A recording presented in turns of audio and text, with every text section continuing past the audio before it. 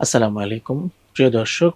আমার দেশ multimedia studio থেকে আপনাদের সবাইকে স্বাগত জানাচ্ছি। আমি মহিম মাহফুজ। আমার সঙ্গে আছেন আমার দেশের সহযোগী সম্পাদক জনাব আলফাজ আনাম। আপনারা জানেন আমার দেশ দীর্ঘ ১.৫ দশকের নিপীড়ন এবং নিষিদ্ধ থাকার পরে আবার নতুন বাংলাদেশে দ্বিতীয়বারের মতো শুভযাত্রা শুরু করেছে। তার ধারাবাহিকতায় আজকে আমরা প্রকাশের ৫ মাস ৫ দিনে অবস্থান করছি। এর মধ্যে আমরা ঈদুল ফিতরে বৃহৎ কলেবরে একটি ঈদ সংখ্যার আয়োজন করতে পেরেছিলাম এবং আপনাদের বিপুল ভালোবাসা, লেখকদের সমর্থন এবং আমার দেশ পরিবারের পরিশ্রম সফল হয়েছে। আপনারা তাকে অকুণ্ঠ চিত্তে ভালোবেসে গ্রহণ করেছেন। সে অনুপ্রেরণা থেকে আমার দেশ পরিবার এবারও উদ্যোগ নিয়েছে এবং তার ফলাফল আমরা হাতে পেয়েছি। ঈদুল আজহা সংখ্যা ২০২৫ এখন আমাদের সামনে আপনারা দেখতে পাচ্ছেন। আপনারা জানেন বাংলাদেশের সংবাদপত্রের ইতিহাসে ঈদুল ফিতর সংখ্যার ধারাবাহিক প্রচলন দীর্ঘদিন ধরে চলে আসছে, কিন্তু ঈদুল আজহা এই উপলক্ষে ঈদ সংখ্যার প্রচলন আমাদের সংবাদপত্রের ইতিহাসে তেমন নেই। কোনো কোনো পত্রিকা খুব সীমিত পরিসরে একদম স্বল্প কলেবরে কোনো কোনো আয়োজন করে থাকলেও পূর্ণমাত্রার ঈদ সংখ্যা বাংলাদেশের ইতিহাসে এবারই প্রথম আমার দেশ আয়োজন করেছে ঈদুল আজহা ২০২৫ সংখ্যা। আমরা আপনাদের আগ্রহ, অনুপ্রেরণা এবং ভালোবাসাকে আশা করি এবারও ধারণ করতে পারবো। তো আপনারা ঈদ সংখ্যাতে আসলে কি কি পাচ্ছেন? ঈদ সংখ্যা কি করে তৈরি হলো? কারা কারা লিখলেন? কি কি বিষয়ে আমরা ঈদ সংখ্যাকে প্রাধান্য দিয়েছি এবং এই ঈদ সংখ্যা মূলত আপনাদের প্রত্যাশাকে কতটুকু পূরণ করবে, এসব বিষয় নিয়ে আজকে আমরা কথা বলবো। ঈদ সংখ্যার পেছনে আমরা যারা কাজ করেছি পুরো আমার দেশ পরিবার, তাদের পক্ষ থেকে আমরা দুজন আলফাজ আনাম ভাই আমরা ঈদ সংখ্যার গল্পগুলো বলবো। আপনারা আশা করি এর থেকে ঈদ সংখ্যা সম্পর্কে বিস্তারিত জানতে পারবেন। তো আলফাজ ভাই, শুরুতে আমরা যদি একটু আলাপ করে আমাদের দর্শকদের জানাই যে বাংলাদেশের ঈদ সংখ্যার মধ্যে আমরা ব্যতিক্রমভাবে এবার ঈদুল আজহার ঈদ সংখ্যা করলাম। এটা আসলে আমরা কোন জায়গা থেকে করার উদ্যোগ নিলাম সেটা যদি পাঠকদের একটু বলেন। ধন্যবাদ মহিম। আমরা আসলে ঈদুল ফিতর সংখ্যায় যেটা এত ব্যাপক সারার পর আমরা চিন্তা করলাম যে ঈদুল আজহার যে তাৎপর্য, যে শিক্ষা, তার যে হজের সাথে ঈদের যে সম্পর্ক, এটা তো মৌলিক বিষয়। এই দিকগুলো যদি আমরা পাঠকদেরকে দিতে পারি, এর সঙ্গে আরও যে বিষয়গুলো থাকে, গল্প, উপন্যাস, ঈদের সময়টা, ছুটির সময়টা মানুষ যাতে উদযাপনের পাশাপাশি যাতে একটা সময় কাটাতে পারে, একই সাথে শিক্ষার দিকটা, এটা ধর্মীয় শিক্ষা, ঐতিহাসিক দিকগুলো, হজ এবং ঈদের যে ঐতিহাসিক, বিশেষ করে এই উপমহাদেশে ঈদুল আজহার সাথে অনেক ঐতিহাসিক ঘটনা প্রবাহ জড়িয়ে আছে। এই দিকগুলো চিন্তা করেই আমরা একটা ঈদুল ফিতর সংখ্যার মতোই ঈদুল আজহার সংখ্যাও বের করার পরিকল্পনা করি এবং আমরা ঠিক সেইভাবেই এই সংখ্যাটাও সাজিয়েছি। তাহলে আমরা ঈদ সংখ্যার সূচির দিকে যেতে পারি, অর্থাৎ আমাদের পাঠকরা ঈদ সংখ্যায় কি কি পাচ্ছেন, আমরা কিভাবে ঈদ সংখ্যাকে বিন্যাস করেছি, এই বিষয়ে যদি আলফাজ ভাই একটু আলাপ করেন যে কি কি আছে ঈদ সংখ্যায়। আমরা যেমন ঈদুল ফিতর সংখ্যাও কিন্তু ঈদ রচনা থাকে, আমরা এবারও ঈদ রচনা রেখেছি, তবে এইবারের ঈদ রচনাগুলো ঠিক স্মৃতিচারণমূলক নয়। যেমন আমাদের এবারের ঈদ রচনার প্রধান ঈদ রচনাটি লিখেছেন ডক্টর আহমেদ আনিসুর রহমান। উনি হার্ভার্ড ইউনিভার্সিটির একজন শিক্ষক। উনি এখানে একদম শুরু থেকে হাবিল কাবিলের পর থেকে কিভাবে এই ঈদের সম্পর্ক বা কোরবানির সম্পর্ক, বিশেষ ঈদ ঠিক না, কোরবানির এই আত্মত্যাগের দিকগুলো তার লেখায় উঠে এসেছে এবং এখানে অন্য অন্য ধর্মের ভিতরে যে আত্মত্যাগগুলো বা স্যাক্রিফাইসগুলো কিভাবে আসছে তারও কিছু কিছু উদাহরণ উনি টেনেছেন। এটা একটি চমৎকার প্রবন্ধ উনি। তার মানে আমরা বলতে পারি যে কুরবানির যে একটা সর্বধর্মীয় রূপ আছে, সেটার সভ্যতা, উনি বিভিন্ন সভ্যতার মধ্যেও বা আরো তো নবী রাসূলরা এসেছে, তাদের সময়গুলো এই যে কোরবানির দিকটা কেমন ছিল। তার মানে কুরবানির একটা আমরা ওয়ার্ল্ড হিস্ট্রি মোটামুটি আমরা এখানে পাবো। এটা একটা চমৎকার বিষয়। এরপরে আমরা দেখতে পাচ্ছি ঈদ ও বাঙালি মুসলমানের সামাজিক বিকাশ, doctor Hasan Mahmud, north western ইউনিভার্সিটির টিচার কাতারে। উনি ঈদ এবং বাঙালি মুসলমানদের যে সামাজিক বিকাশ ঈদকে ঘিরে এবং কোরবানির ঈদের যে সামাজিক দিকগুলো, তাৎপর্যের দিকগুলো উনি তুলে ধরেছেন। আরেকটি প্রবন্ধ আছে, বাংলাদেশে কোরবানি এবং সাংস্কৃতিক আধিপত্য। এই যে কোরবানির আমাদের এই বাংলাদেশের পার্সপেক্টিভে কোরবানির সাথে কিন্তু সাংস্কৃতিক দিকের নানামাত্রিক সম্পর্ক আছে। ফলে দেখা যায় যে কোরবানির দিকটার বাংলাদেশে সাধারণভাবে উপেক্ষিত ছিল। এই দিকটা লিখেছেন মাহমুদ আহমেদ। আর সাবেক সচিব এবং জাতীয় রাজস্ব বোর্ডের চেয়ারম্যান ডক্টর আব্দুল মজিদ, উনি লিখেছেন ঈদুল আজহার অর্থনীতি। এই অসাধারণ একটা ঈদকে কনসেপ্ট। অসাধারণ, এই ঈদকে ঘিরে যে বাংলাদেশে যে অর্থনৈতিক দিকগুলো আছে সেগুলো উনি তুলে ধরেছেন। আর আরেকটা প্রবন্ধ আপনি লিখেছেন কোরবানির স্বাধীনতা, এখানে কি কোন দিকটা আপনি আপনি তুলে ধরেছেন, আপনি বলেন। আচ্ছা, এটা একটা আমার কাছে মনে হয়েছে কাজটা ইন্টারেস্টিং। আমি করতে গিয়ে খুব মানে ইতিহাসের সেই সুলতানি আমল থেকে শুরু করে, মানে যখন থেকে বাংলার মুসলমানদের মধ্যে ইসলাম আসলো অর্থাৎ কুরবানি আসলো, তখন থেকে ধরে এই সময় পর্যন্ত বাঙালি মুসলমান কিভাবে কুরবানির স্বাধীনতা, কুরবানির অধিকার অর্জনের জন্য লড়াই করেছে, এটা আমি ইতিহাসের অংশ থেকে এবং এর মধ্যে নির্বাচিত কয়েকটা গল্প আমি তুলে আনার চেষ্টা করেছি। এই জন্যে আমি যদি এটি সম্পর্কে একটু বলি, এই সময়ে আমাদের মধ্যে কুরবানি নিয়ে নানা রকমের নেতিবাচক, নানা রকমের ক্রিটিক্যাল আলোচনা আমরা দেখে থাকি। কিন্তু এই ধরনের আলোচনাগুলো খুব সাম্প্রতিক, অতি সাম্প্রতিক কালে এগুলোর সূত্রপাত। কিন্তু এর আগে আমরা বলি মোটা দাগে যে হাজার বছরের সংস্কৃতি, তো হাজার বছরের সংস্কৃতির মধ্যে আমরা কখনো ক্রিটিসিজম পাইনি।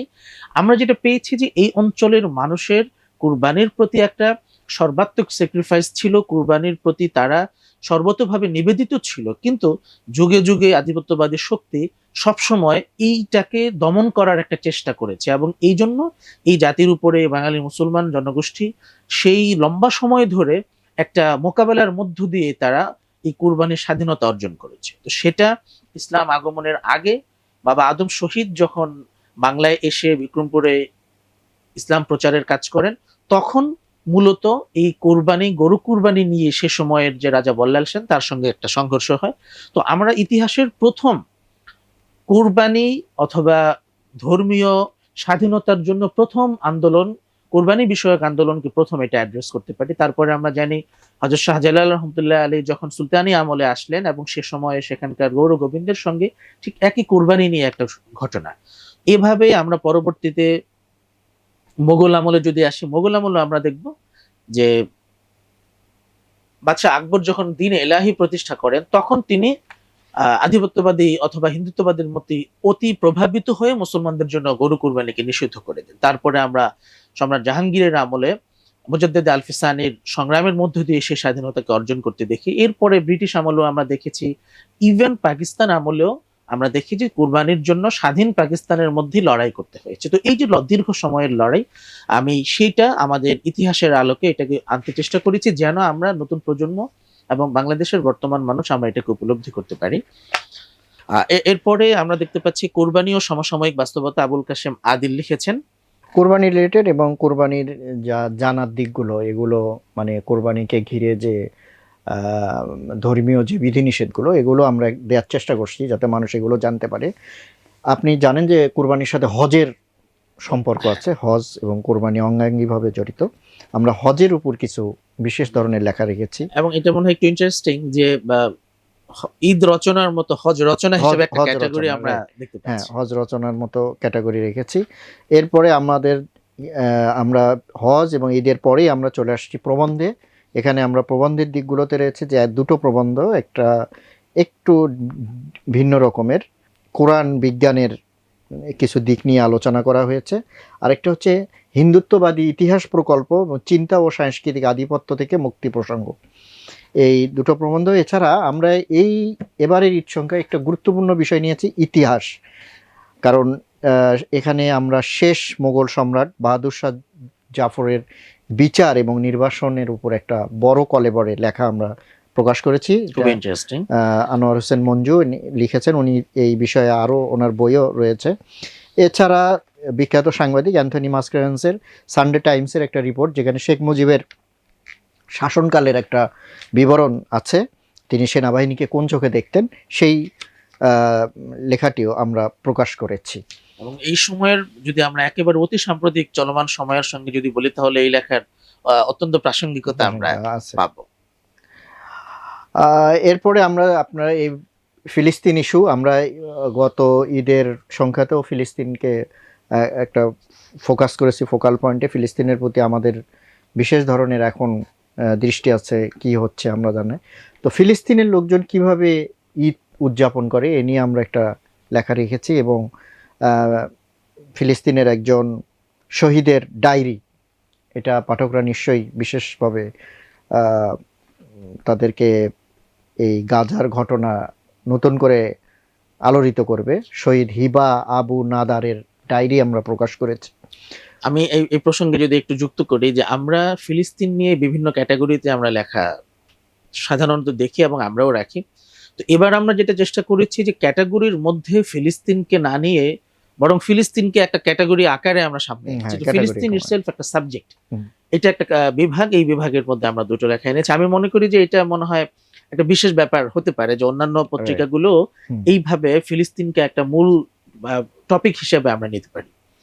এরপরে আমরা দেখতে পাচ্ছি আন্তর্জাতিক বিভাগ, এখানে পাক ভারত যুদ্ধে প্রযুক্তির শ্রেষ্ঠত্ব বিষয়ে আপনার একটা চমৎকার অসাধারণ লেখা আছে, এটা নিয়ে যদি একটু বলেন। পাক ভারত যুদ্ধে কি ধরনের আপনার প্রযুক্তিগত বা সমরাস্ত্র, ড্রোন, অন্য অন্য প্রযুক্তির অস্ত্রশস্ত্র ব্যবহার হয়েছে, তার আহ, একটা বিবরণ দেওয়ার চেষ্টা করেছি এই লেখাতে।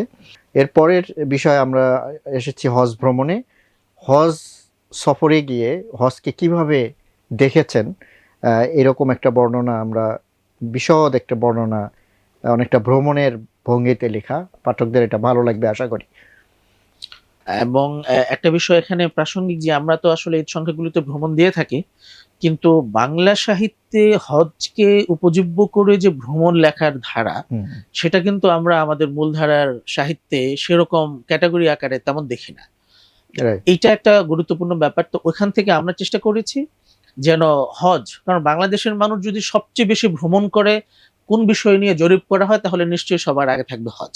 কিন্তু সেই হজের আমরা লিটারেচার তেমন পাই না। তো আমরা এখানে চেষ্টা করেছি যে হজ নিয়ে যে ভ্রমণ সাহিত্য বা লিটারেচার গুলো হয়, সেটাকে আমরা ফোকাস করতে। সেখানে মাহবুবুল হক অসাধারণ একটি হজের সফরে শিরোনামে একটি রচনা লিখেছেন, হজ ভ্রমণ। তো এরপরে আমরা দেখতে পাচ্ছি হজ ভ্রমণের 5 বই নামে আরেকটা রচনা। এই রচনাটাও আমরা আসলে বিশেষ বিবেচনা নির্বাচন করেছি এজন্য, যেহেতু আমাদের হজ ভ্রমণ বিষয়ে আমরা মনে করি যে সাহিত্যের মধ্যে আরো বেশি কন্টেন্ট থাকা দরকার। তো ইতিমধ্যে যারা হজ নিয়ে সফরনামা লিখেছেন, হজের স্মৃতিকে পাঠকদের জন্য উপজীব্য করে আকর্ষণীয় করে তুলে ধরেছেন, এরকম কয়েকটি বই নিয়ে আমরা কাজ করেছি। 5টি বই হজ ভ্রমণের নিয়ে, হজ ভ্রমণের 5 বই। এরপরে আমরা আরেকটি বইয়ের আলোচনা দেখতে পাচ্ছি, রেহমান সোবহানের দৃষ্টিতে জিয়া, খালেদা, মুজিব, লিখেছেন ইলিয়াস হোসেন। এটা নিয়ে একটু বলবেন। এটা রেহমান সোবহানের সাম্প্রতিক প্রকাশিত একটি বইয়ের সামারি আমরা দিয়েছি। উনি ওই বইয়ের কিভাবে আহ, জিয়াউর রহমান, খালেদা জিয়া এবং শেখ মুজিবুর রহমানের শাসনকে দেখেছেন, সেই সেই অংশটুকু বা তার ওভারভিউটা এই বইয়ে এসেছে। এটি লিখেছেন ইলিয়াস হোসেন। আর প্রবন্ধে আমরা এবারও জুলাই বিপ্লবের উপর বিশেষ ধরনের লেখা রেখেছি। এবারও রেখেছি জুলাই অভ্যুত্থান নিয়ে, অভ্যুত্থান উত্তর বাংলাদেশ বিনির্মাণের পথ, লিখেছেন রেজাউল করিম রনি। আর এরপরে আমরা সাহিত্যের কিছু বিষয় রেখেছি। সাহিত্যের দিকটা যদি আপনি বলেন। আমরা সাহিত্যের মধ্যে অন্যবার বা অন্যান্য ম্যাগাজিনে যেরকম থাকে যে গল্প উপন্যাসের পরিমাণটা অত্যধিক থাকে, তো আমরা রোজার ঈদে বা ঈদুল ফিতর সংখ্যায় সেই ধারাই বজায় রেখেছিলাম। তো এবার আমরা অত্যন্ত সচেতনভাবে চেষ্টা করেছি যে আমরা প্রয়োজনীয়, মানুষের জন্য প্রয়োজনীয় উপাদানগুলোকে একটু বেশি প্রাধান্য দেওয়ার।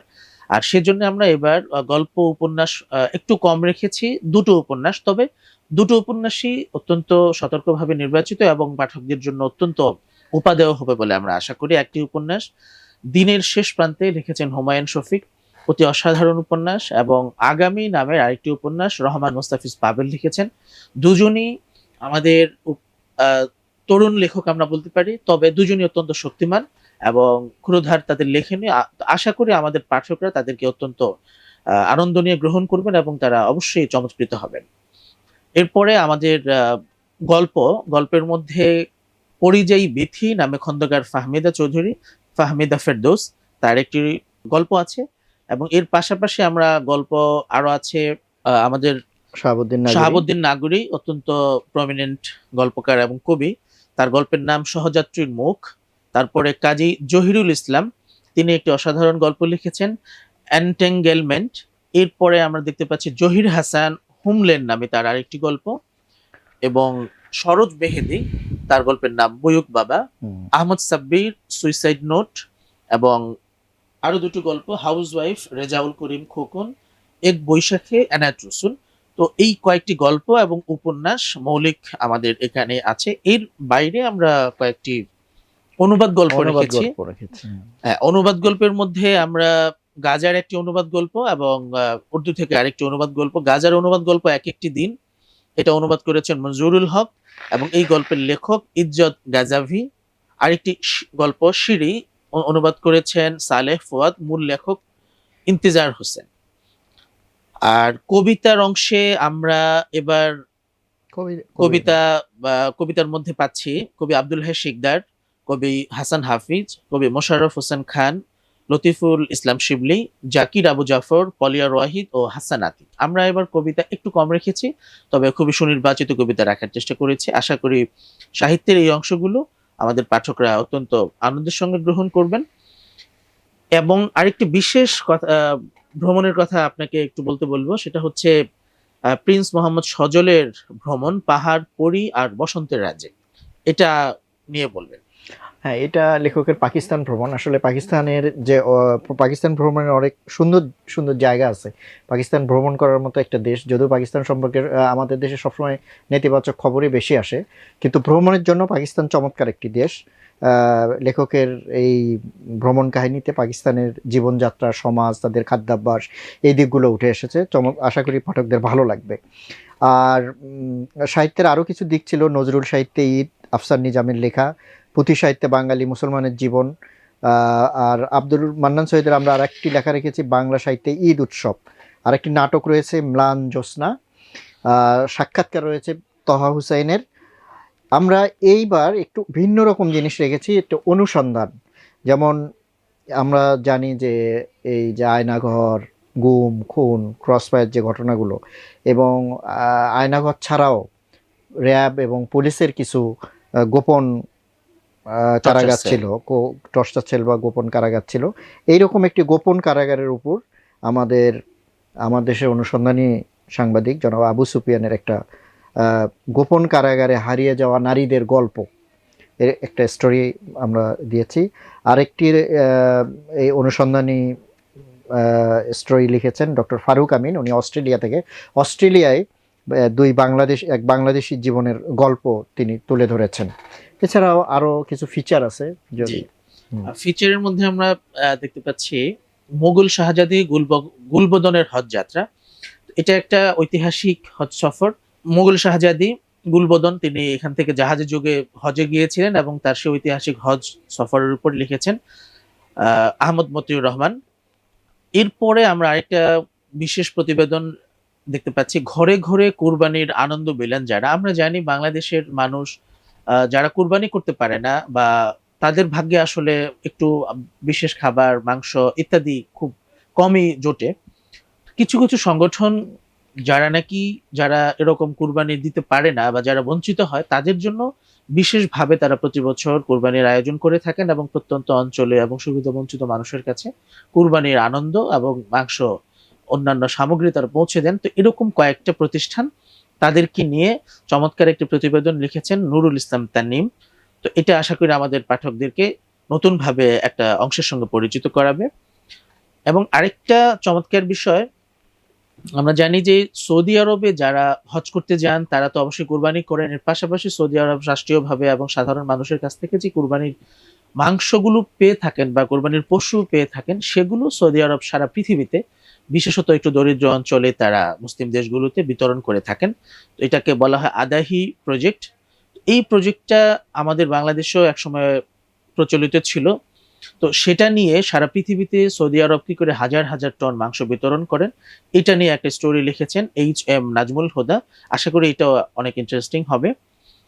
এরপরে আমরা দেখতে পাচ্ছি তিনটা ঈদের ছুটি কাটানোর জন্য। হ্যাঁ, ছুটি কাটানোর জন্য, এটা নিয়ে আপনি কি বলবেন? হ্যাঁ, ঈদের ছুটি কাটানোর জন্য অনেকেই রিসোর্টগুলোতে যান। আমরা দেশের সেরা 3টি রিসর্টের একটা উপর আমরা লিখেছেন শাহ মোহাম্মদ মুসাইদ। একটি হচ্ছে সিলেটের গ্রান্ড সুলতান, আরেকটা বান্দরবনে, আরেকটি হচ্ছে সিলেটে দুসাই রিসর্ট। এই রিসর্টগুলোর সম্পর্কে লিখেছেন শাহ মোহাম্মদ মুসাইদ।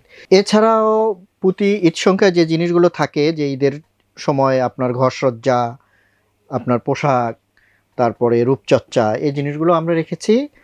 আর ঈদের রেসিপি, বিশেষ করে ঈদে তো কোরবানির কিছু বিষয় থাকেই, মাংস, সেগুলো নানান রকম মাংস রান্নার দিকগুলো আমাদের রেসিপিতে এসেছে। আর শেষে রেখেছি আমরা রম্য, ঈদের ছুটিরতে যাতে যারা জোকস পছন্দ করেন তাদের জন্য আমাদের কবি হাসান হাফিজ বেশ কিছু জোকস লিখেছেন। আশা করি ভালো লাগবে সবার। আশা করি আমাদের দর্শকরা ইতোমধ্যে উপলব্ধি করেছেন যে আমরা ঈদ সংখ্যা কতটা বৈচিত্র্য এবং ঈদ সংখ্যাকে কতটা ব্যতিক্রম করার চেষ্টা করেছি। আশা করি আপনাদের ভালো লাগবে নিশ্চয়ই। আমরা আপনাদের আশ্বস্ত করতে পারি, ঈদ উল ফিতর সংখ্যা যেভাবে আপনারা ভালোবেসে গ্রহণ করেছেন এবং পরিতৃপ্ত হয়েছেন, ঈদ উল আজহার সংখ্যাও আপনাদেরকে পরিতৃপ্ত করবে। অবশ্যই আপনারা হতাশ হবেন না। এবং আমরা জানিয়ে রাখি, ঈদ সংখ্যা এবার ঈদ উল ফিতর সংখ্যার মতোই 400 পৃষ্ঠা এবং তার মূল্য 250 টাকা আগের মতোই। এবং বিশেষভাবে আমরা সবাইকে অনুরোধ করব, ঈদ সংখ্যা ঈদ উল আজহার ঈদ সংখ্যার মতো যেন আমাদের অভিজ্ঞতা না হয়। আমরা অত্যন্ত ব্যথিত ভাবে শুনতে পেরেছি আপনারা অনেকেই ঈদ সংখ্যা চেয়েছেন কিন্তু পাননি, কারণ আগে শেষ হয়ে গিয়েছিল। তো আমরা আবার অনুরোধ করব যে আপনারা যারা সংগ্রহ করতে ইচ্ছুক অবশ্যই আগে ভাগে সংগ্রহ করে ফেলেন, কারণ আমরা চাই আপনাদের ঈদের আনন্দ আমাদের ঈদ সংখ্যা আরো বাড়িয়ে দিক। সবাইকে ঈদের অনেক অনেক অগ্রিম ঈদ মোবারক জানিয়ে শেষ করছি। আবার দেখা হবে ইনশাল্লাহ। আসসালামু আলাইকুম।